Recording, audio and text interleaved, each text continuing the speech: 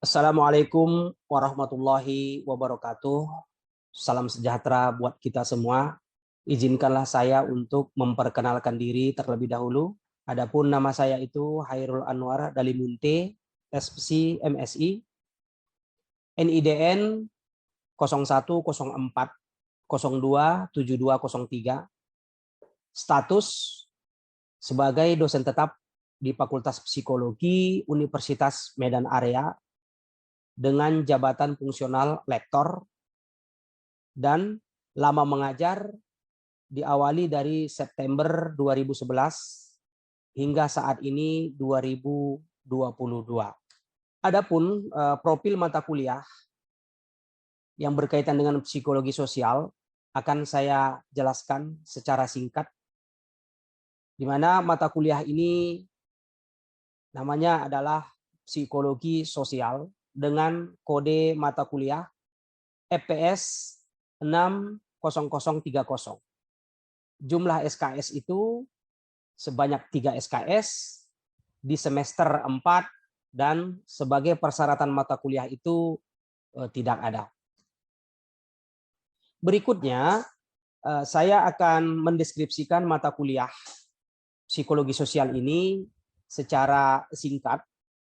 Adapun yang menjadi maksud dari mata kuliah psikologi sosial ini adalah untuk mendidik dan melatih mahasiswa agar mempunyai kemampuan dan dapat memahami ruang lingkup psikologi sosial dan juga hubungannya atau keterkaitannya dengan disiplin ilmu sosial lainnya seperti antropologi, sosiologi, ekonomi, dan lain sebagainya.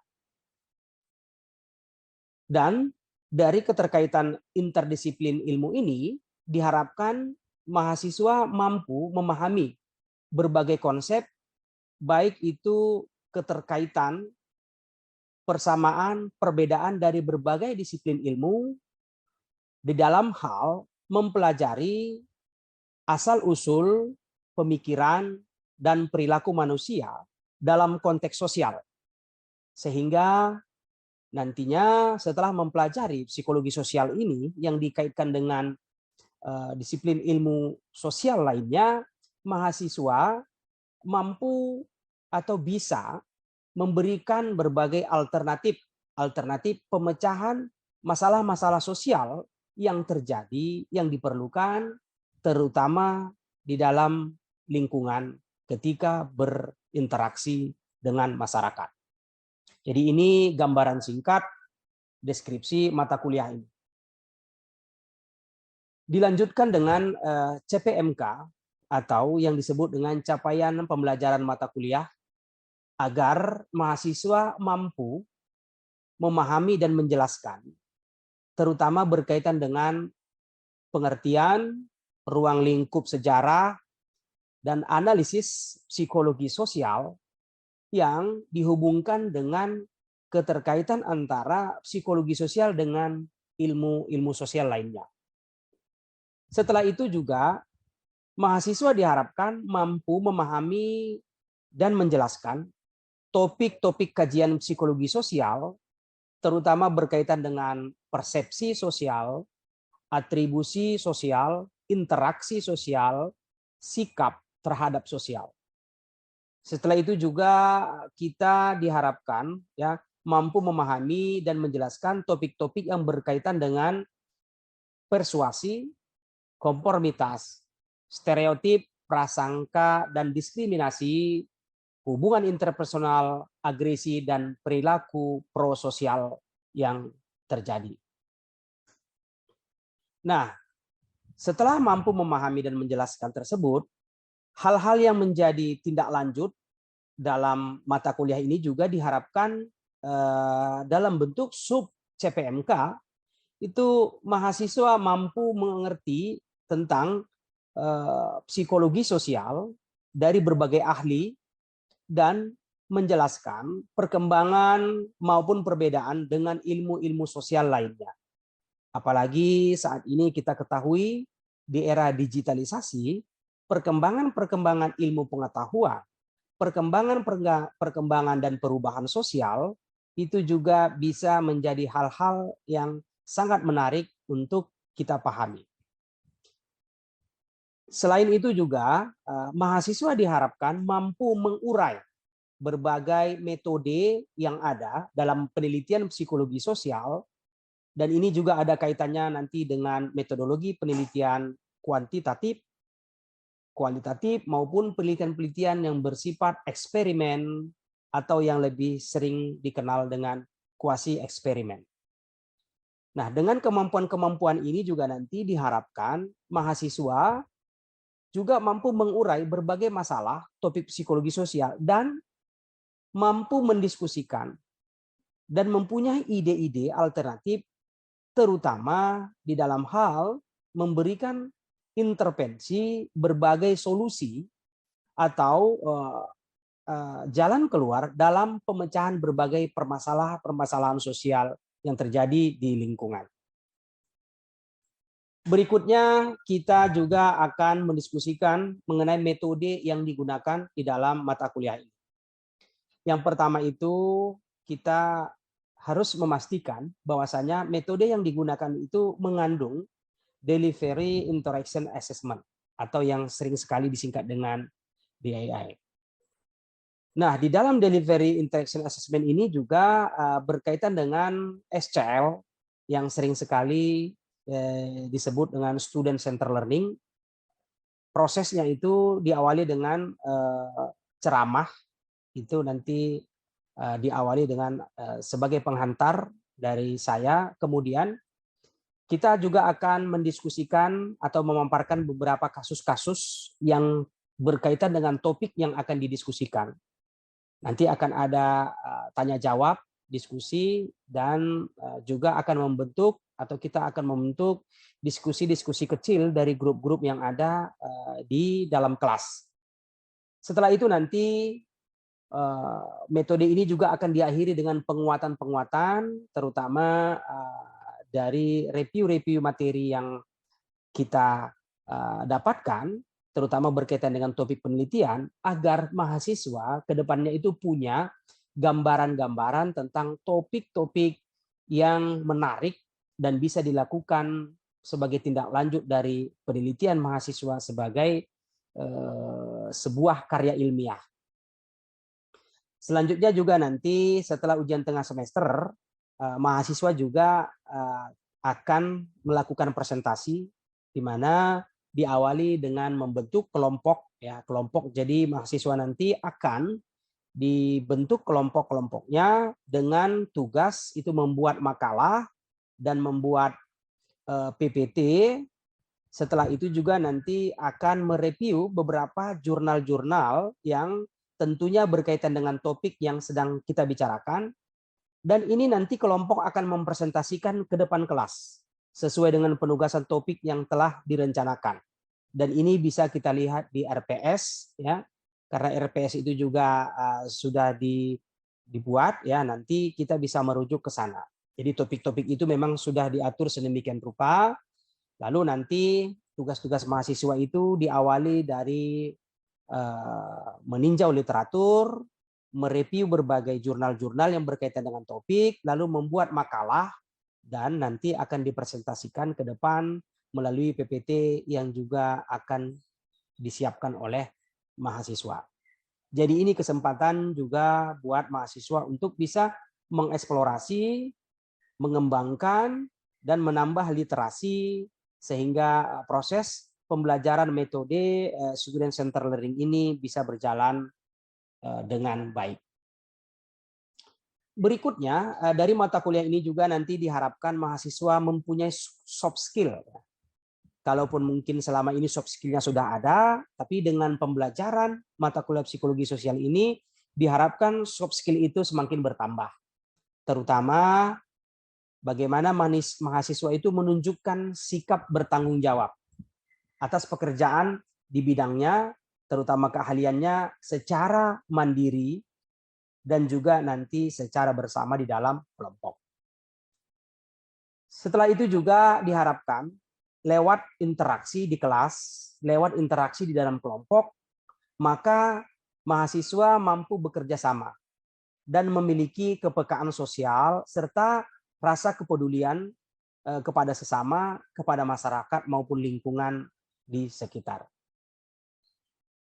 Dan lewat mata kuliah ini juga akan menambah keterampilan terutama di dalam menggambarkan dan menganalisis berbagai gejala psikologis dalam situasi sosial, baik itu di level individu, kelompok, organisasi, maupun komunitas yang lebih luas.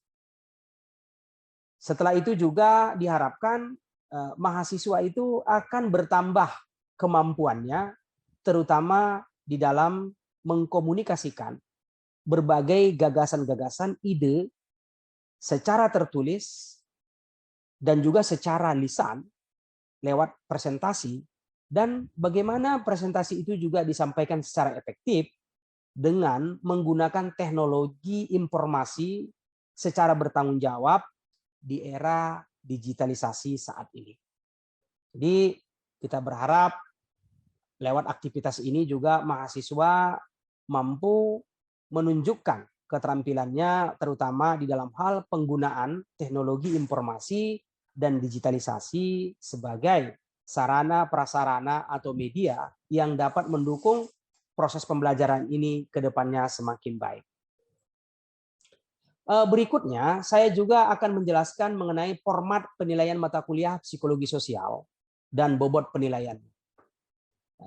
Di sini sebagai presentasi dari beberapa komponen, terutama mengenai partisipasi kehadiran mahasiswa itu, bobotnya itu sebanyak 10%. Jadi nanti ini juga bisa kita lihat dari bagaimana kehadiran dari mahasiswa, terutama dari proses absensi. Setelah itu juga ada tugas. Tugas ini juga terbagi ke dalam dua, di mana yang pertama itu adalah tugas individu sebanyak 20% dan tugas kelompok itu sebanyak 30%. Sehingga nanti nilai tugas itu mempunyai bobot sebanyak 50%. Komponen lainnya itu juga dibobotkan kepada ujian tengah semester. Di sini itu ada sebanyak 15% yang menjadi kontribusi dari ujian tengah semester, dan dari ujian akhir semester itu sebanyak 25% berkontribusi terhadap nilai totalitas dari mahasiswa sehingga mencapai 100%. Nah, dari bobot ini juga nanti akan didapatkan skor penilaian. Dari proses presentasi dari bobot nilai, maka akan kita dapatkan terutama di dalam berbentuk angka akhir, dan angka akhir ini juga nanti akan dibuat menjadi huruf sebagai mutu dari skor nilai mahasiswa atau yang dicapai oleh mahasiswa, di mana kalau skornya itu lebih besar dari lebih besar sama dengan 85 atau 85 ke atas, maka itu masuk ke dalam kategori huruf A. Apabila tidak tercapai, maka masuk ke kategori berikutnya, itu B+, itu angka hasil yang diperoleh itu dari 77,5 sampai 84,9. Apabila ini juga tidak tercapai, maka nilai yang akan diberikan itu adalah B dengan rentang angka 70 sampai 77,9. Berikutnya, nilai C+ itu diberikan apabila rentang angkanya 62,5 sampai 69.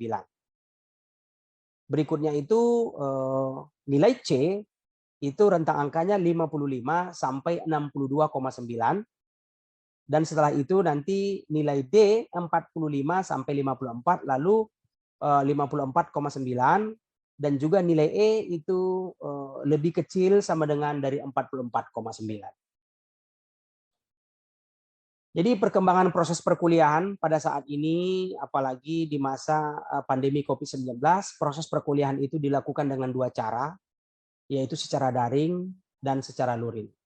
Jadi proses ini juga nanti dilakukan sesuai dengan instruksi pemerintah dan juga ketentuan dari kemampuan kampus di dalam memfasilitasi proses belajar mengajar, misalnya ketersediaan ruangan, ketersediaan sarana kesehatan yang akan menjadi pertimbangan-pertimbangan bagaimana proses perkuliahan ini nantinya dilakukan. Demikian saya rasa yang dapat saya sampaikan. Saya sudahi. Assalamualaikum warahmatullahi wabarakatuh. Ini sebenarnya pendapat dari John Locke ya tentang dalam versi Inggris yang dia katakan, if a thing exists, it exists in some amount, and if it is exists in some amount, it can be measured. Jadi istilah sederhananya versi kita Indonesia begitu. Bila sesuatu itu ada artinya terwujud, ya. Berarti ada takarannya. Jadi begitu sesuatu itu terlihat, terwujud, ada, sebenarnya itu punya takaran atau punya ukuran, ya, atau punya sebuah bentuk. Termasuk juga memang berkaitan dengan hal-hal yang ada hubungannya dengan psikologi, terutama dari aspek-aspek baik itu kognitif maupun mungkin afektif. Ya. Bila sesuatu itu ada takarannya, maka dapat diukur. Jadi adik-adik boleh jadi nanti di saat penelitian kalian mungkin banyak mengalami kesulitan-kesulitan, apa kira-kira judul yang mau dipilih gitu, ataupun mungkin apa kira-kira permasalahan-permasalahan yang ada di sekeliling yang bisa untuk diteliti atau diungkap. Jadi memang mulailah merenung berkaitan dengan apakah memang ini ada wujudnya. Wujud ini memang juga tidak terlepas dari pengaruh psikologi yang memang menekankan pengukuran. Meskipun dia itu bersifat mental, tapi ternyata dia itu ada wujudnya, ya. Jadi sehingga wujud ini yang memang ingin kita ukur, meskipun sering sekali memang seperti kasat mata, tidak terlihat secara langsung jelas gitu ya masalahnya apa. Jadi di sini pentingnya nanti kita memahami, jadi segala sesuatu ya yang dia itu ada itu bisa diukur ya. Tapi memang kesulitan untuk mengukurnya inilah yang menjadi PR, terutama kalian nanti ketika saat akan menghasilkan sebuah skripsi ya.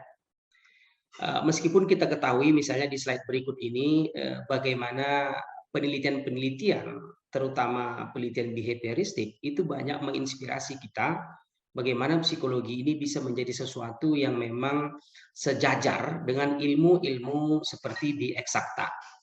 Ya, ini kan kemarin sudah sering kalian lihat seperti ada semacam eksperimennya psikologi behavioristik berkaitan dengan classical conditioning, berkaitan dengan operant conditioning ya. Jadi awal-awalnya memang kita berpikir wah ini kan hanya bisa dilakukan kepada hewan.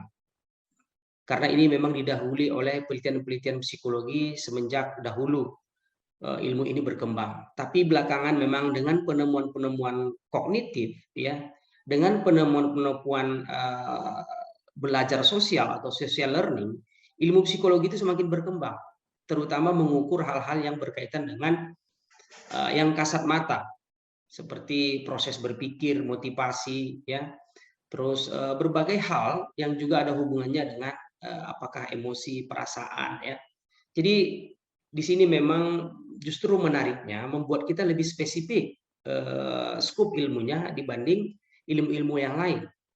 Meskipun sebenarnya di dalam proses untuk menemukan kebenaran itu proses-proses ilmiahnya hampir sama, ya. Ini menjadi pertimbangan kita. Misalnya di sini kita lihat Mindstate misalnya mengatakan, ya, dan menemukan bahwa kondisi material yang terdapat pada seseorang di mana dia tumbuh, hidup, dibesarkan dan berkembang itu juga pasti menentukan bagaimana ide-ide itu mempengaruhi cara dia berpikir, cara dia merasakan. Jadi artinya ini juga sangat erat kaitannya dengan budaya. Budaya setempat misalnya bagaimana proses-proses aktivitas, baik itu berpikir, baik itu merasa, yang hidup di budaya tersebut itu sering sekali mempengaruhi seseorang. Jadi sehingga dengan proses itu juga akan mempengaruhi bagaimana dia mempersepsi, bagaimana dia memahami, dan sampai kepada bagaimana dia bertindak tanduk. Jadi ini pentingnya bagaimana kita memahami antara keterkaitan lingkungan misalnya itu mempengaruhi cara kita berpikir dan berperilaku. Nah, dengan pemahaman-pemahaman ini juga harus kita sadari pentingnya melihat apa ya variabel-variabel dari setempat yang boleh jadi nanti ketika meneliti juga sebenarnya bisa berbeda dengan di tempat lain. Justru ini memang bisa menjadi sebuah keunikan atau sebuah orisinalitas ya yang membuat nanti penelitian kita itu bisa berbeda dengan penelitian orang lain. Ya, meskipun mungkin mengukur hal-hal yang sama, tetapi begitu ada hal-hal yang unik atau ada semacam novelty, kebaruan, ya, karena memang adik-adik di dalam proses penelitian kebaruan itu kan menjadi sangat penting, ya. Itu yang membuat penelitian kita itu memang bisa kita klaim, ya, bisa menjadi sesuatu yang punya nilai tambah, sehingga kita juga akan terhindar dari plagiarisme. Jadi dari hal-hal yang sudah saya sampaikan ini ada kira-kira hal yang mau kita diskusikan adik-adik, mungkin ada yang ingin kalian tanyakan boleh juga karena saya akan memberi kesempatan untuk berdiskusi ya. Karena saya tahu betul kalian ini kan juga sudah banyak mendapatkan materi-materi berkaitan dengan penelitian terutama seperti kuantitatif. Ada kira-kira yang sudah ingin bertanya? Silakan adik-adik.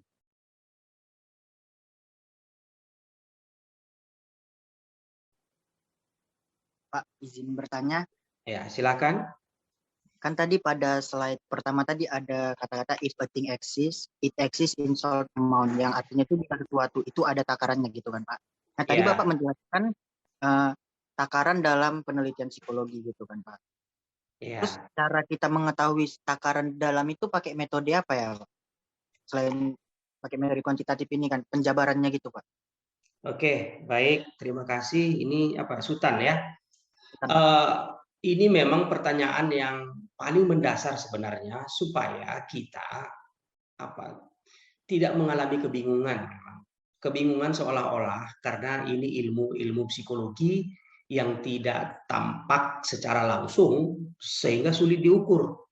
Itu yang ingin kita bantah atau ingin kita coba buktikan ya.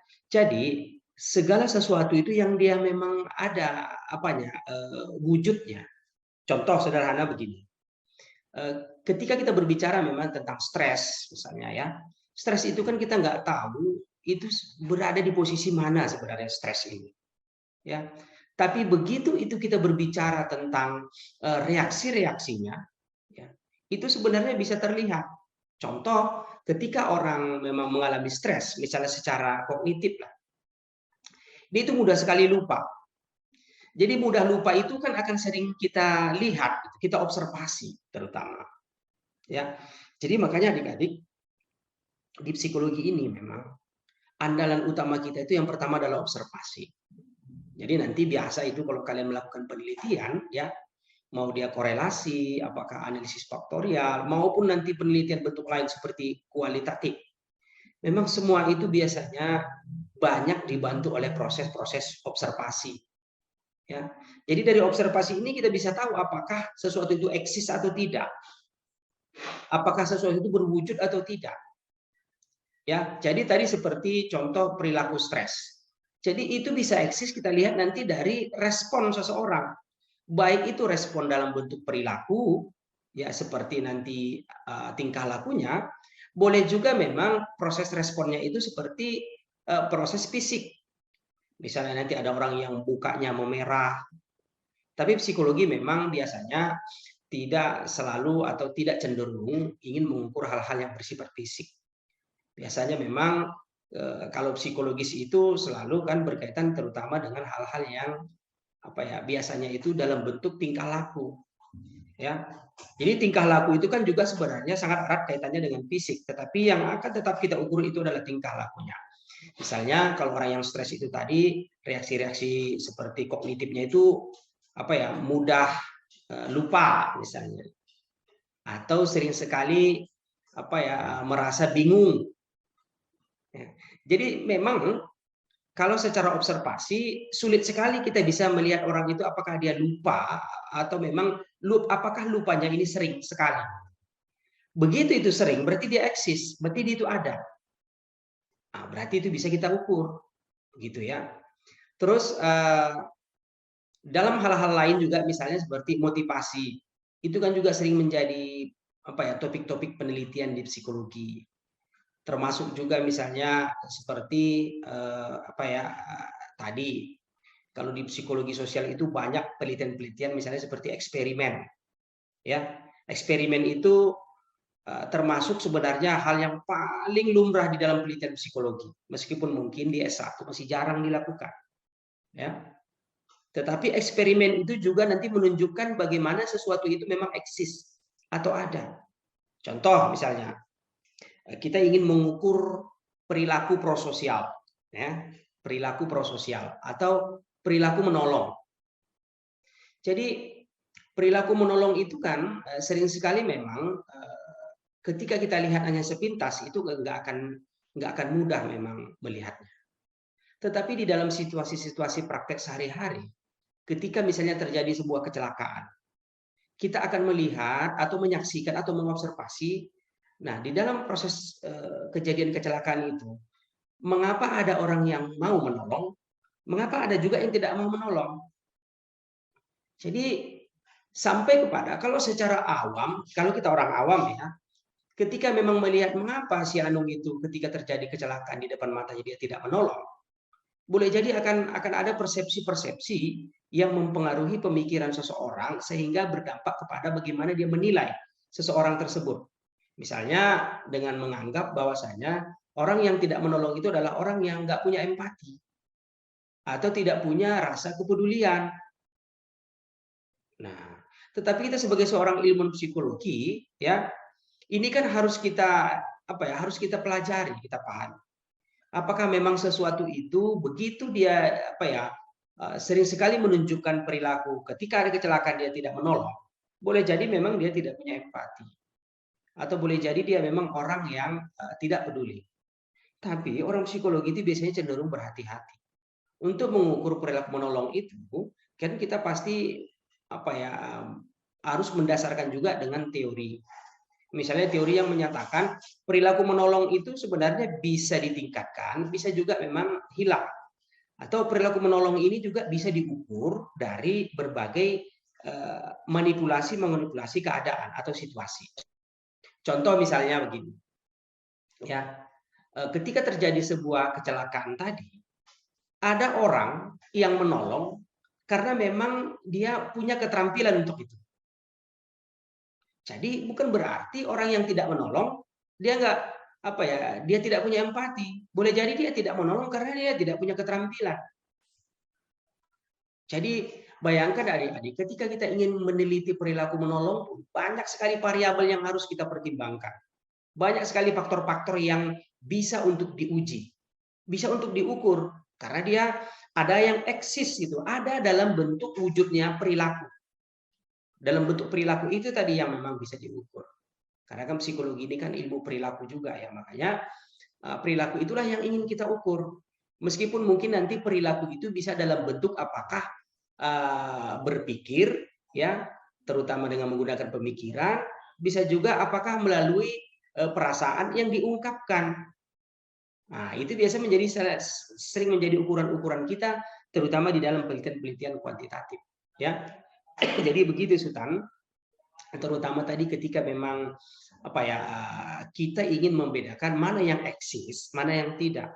Eksis di situ itu sebenarnya bisa dilihat terutama lewat observasi. Ya, makanya memang ilmu pengetahuan ini terutama psikologi itu banyak sekali mengandalkan observasi.